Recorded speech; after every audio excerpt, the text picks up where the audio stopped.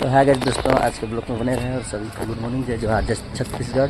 तो दोस्तों देख रहे हैं बलरामपुर जिला में पेट्रोल के और डीजल के लिए मारामारी चल रहा है। ये रहा बीजेपी सरकार का शासन में। देख रहे हैं बहुत तपस्या झेलना पड़ रहा है, जगह जगह पर गाड़ी खड़ा होना पड़ रहा है। देख रहे हैं इधर सब भटक रहे हैं, पेट्रोल टंकी खाली है इधर भी। बीजेपी के शासन में देख रहे हैं पेट्रोल और डीजल मिलना बड़ी मुश्किल हो गया। आदमी देख रहे हैं कितना तड़प रहे हैं। दोस्तों वीडियो अच्छा लगे तो लाइक और सब्सक्राइब करें हमारे यूट्यूब चैनल को।